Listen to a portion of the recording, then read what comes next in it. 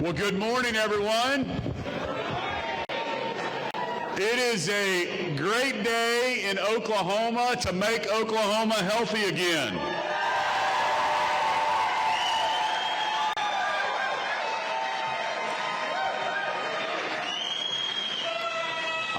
I love the spirit behind the MAHA movement.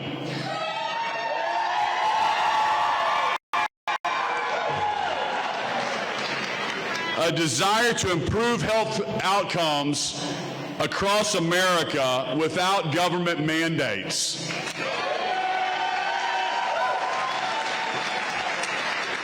And I want to first thank all of you for coming out and help celebrate and announce making Oklahoma healthy again.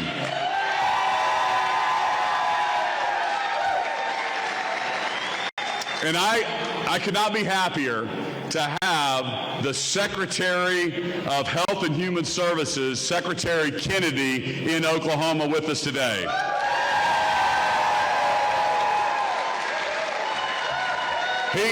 Secretary Kennedy, let me just tell you, okay, I went to the White House. We were having dinner there at the beginning of this year. So President Trump's first big black tie dinner of his new presidency. All the cabinet secretaries were there, all the governors across the country. And I'm just telling you, the coolest person there, the person with the it factor, I came home and told all of my team, was Bobby Kennedy. Ladies and gentlemen, Oklahomans, put your hands together for Secretary Bobby Kennedy.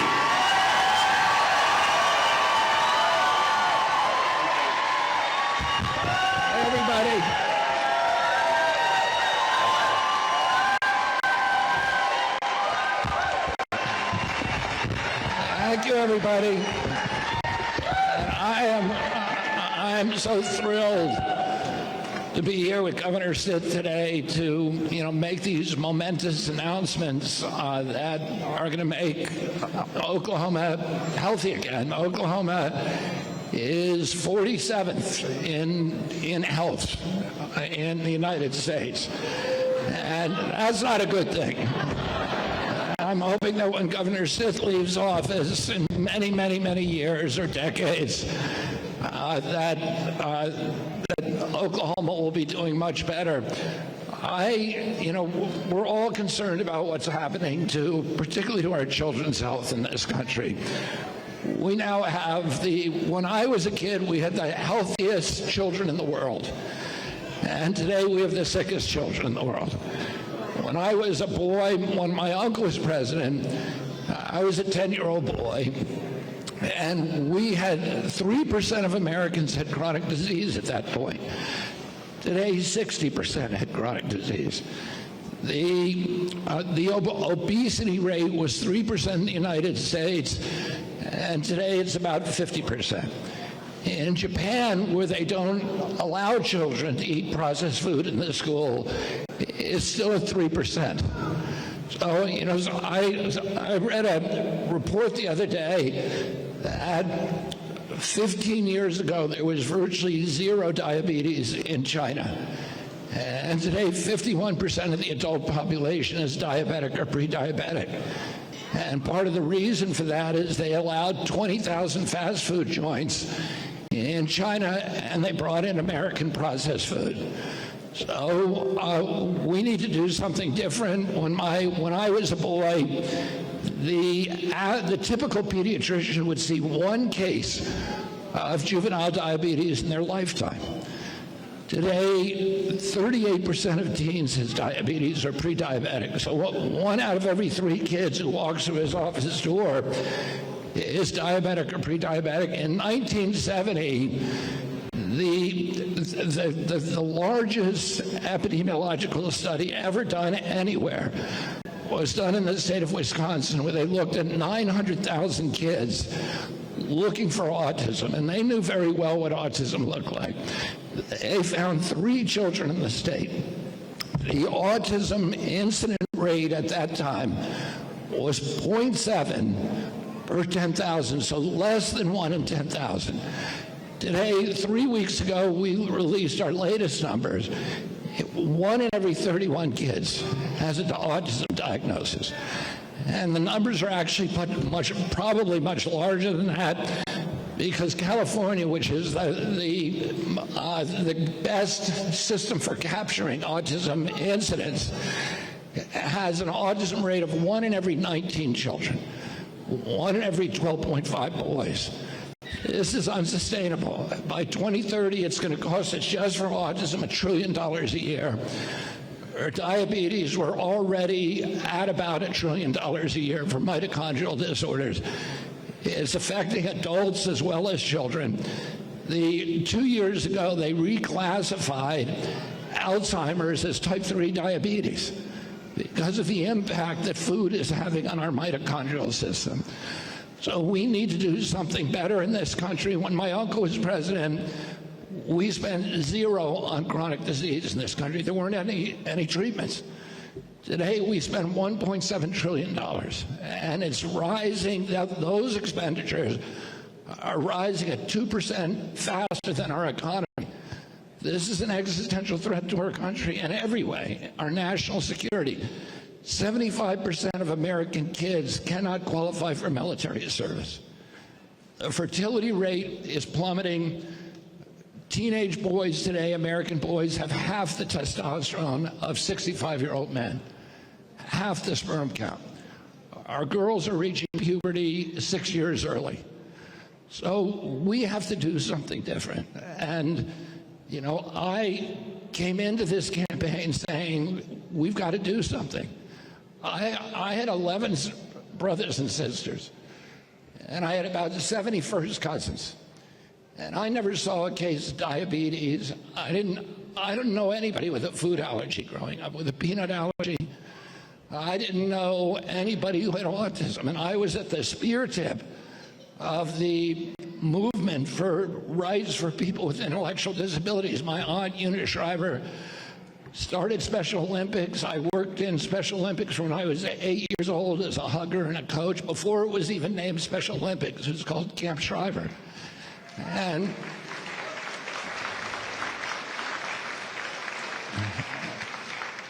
I never saw kids who look like this. I walked through an airports yesterday. I see all these children, and I can look at them and see the inflammation and the mitochondrial dysfunction. And, you know, during COVID, we had the highest COVID death rate of any country in the world. We had 16% of the COVID deaths in this country, and we only have 4.2% of the world's population. And when CDC is asked about why did we have so many COVID deaths, they say, well, it's not our fault. We just have the sickest people in the world. We have the highest chronic disease burden. And according to CDC, the average American who died from COVID had 3.8 chronic diseases. So it was chronic disease that was killing these people, killing Americans. And we have to change that system. And it has to change from the top, which we're doing.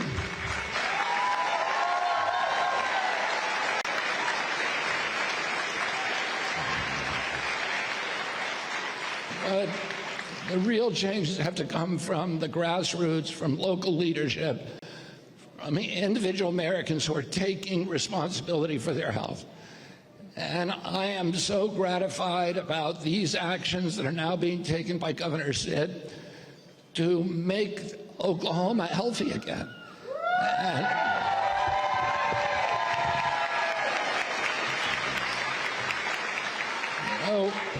with the SNAP waivers, people say, well, aren't you being a nanny state? Aren't you taking soda drinks, sugar drinks, and candy and confectionery products away from the American people? And my answer to that is, if you want to drink a bottled soda, you should be able to have that right. We live in a country where we have individual freedom. The federal government should not be paying for it through taxpayer money.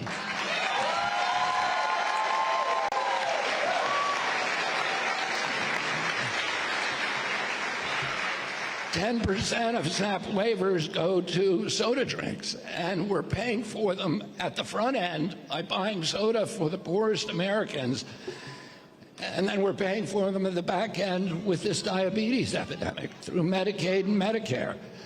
And it doesn't make any sense. We are poisoning the American people. You know, American children have an obesity crisis. But they didn't suddenly get indolent and lazy and gluttonous. We are mass poisoning them. We are doing this to them.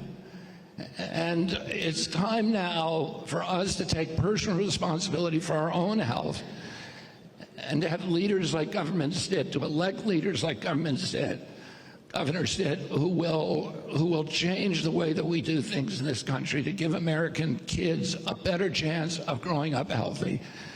I said this to President Trump the other day, that a healthy child has 1,000 dreams, and a sick child has only one, that they'll be able to make it through the day with all these medications that they're being forced to take, and to have no day where and it destroys their aspirations, their ambitions, the energy that they have to put into making their lives a better place and making our country a better place to live.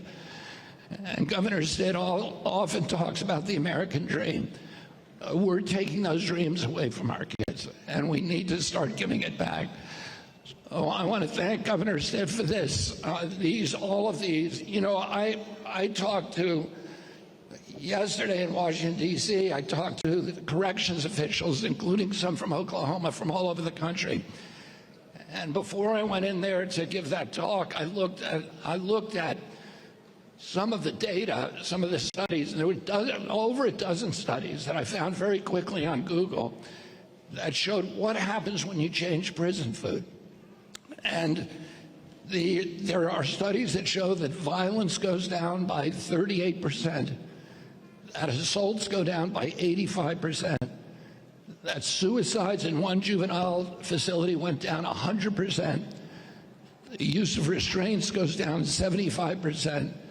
So when we start feeding, this food is poisoning not only our health, but our mental health as well. And, you know, we need to start giving better food to our children in our schools and give them a chance.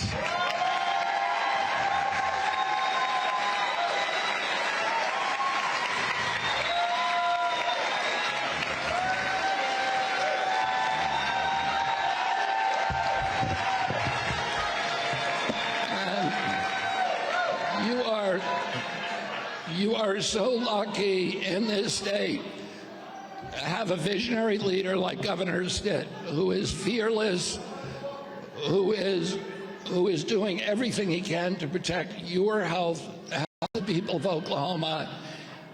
It's going to save money. It's going to give us all better lives. So thank you all very, very much for being here.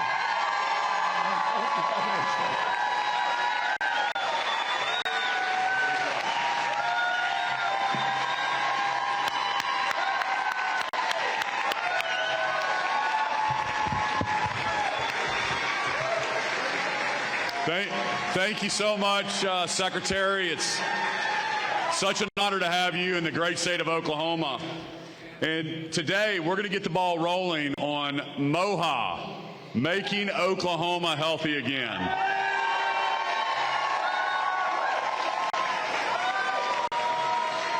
You know I want to be top 10 in everything we do, and that is also healthy families in the state of Oklahoma. So today, I'm proud to announce that the team at Oklahoma DHS has submitted a waiver for SNAP benefits in Oklahoma. So our tax dollars are not going to continue to fund foods that are making people sick.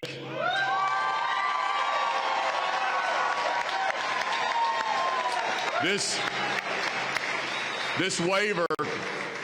waiver is on Secretary Brooke Rawlins' desk right now at the USDA, and we're asking that she allow us to take soda, candy, and confectionery items off of the SNAP list.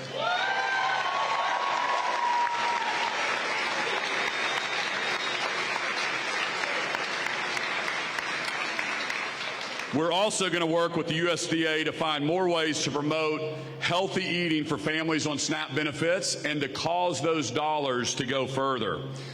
You know, eating healthy foods today is going to reduce healthcare spending and dietary related illnesses later on in life.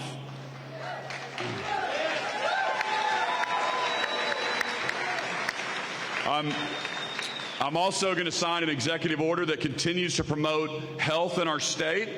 I'm instructing the Oklahoma Department of Health to stop recommending fluoride in our water.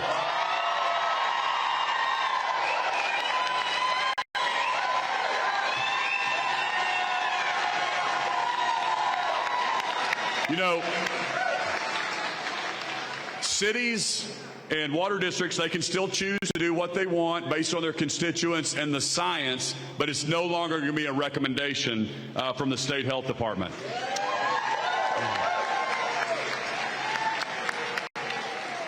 I'm also instructing the state agencies that provide meals. This is pretty common sense, Secretary, but all the state agencies that provide meals to Oklahomans, whether it be school lunches or in our prisons, to discontinue the use of artificial dyes.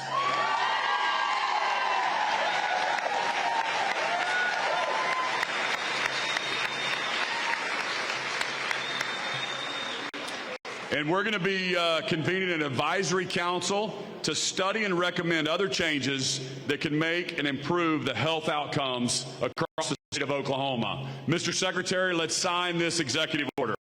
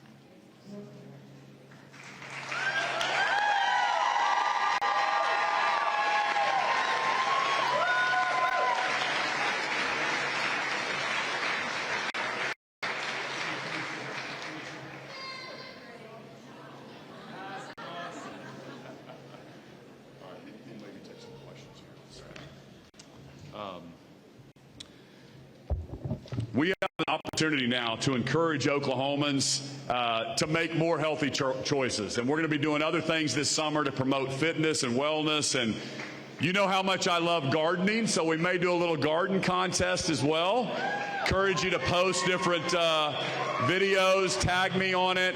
And so we're really, really excited. I do the Memorial Marathon every year, the relay race, and so we just want to continue to promote health and wellness in the state of Oklahoma. We'll open it up for a few questions, 2 questions for myself or Secretary.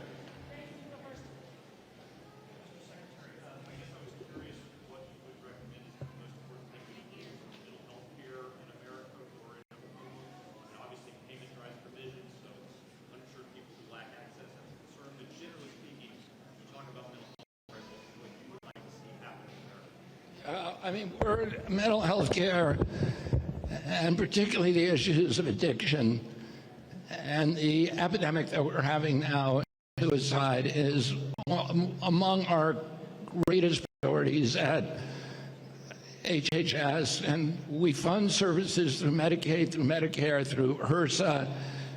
We're going to continue to fund those services robustly.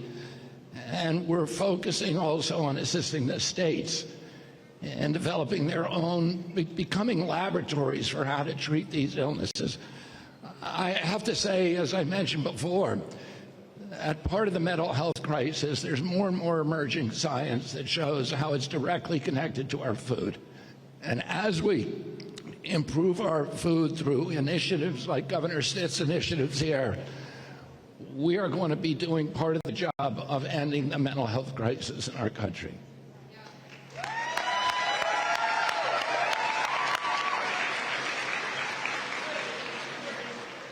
Go ahead.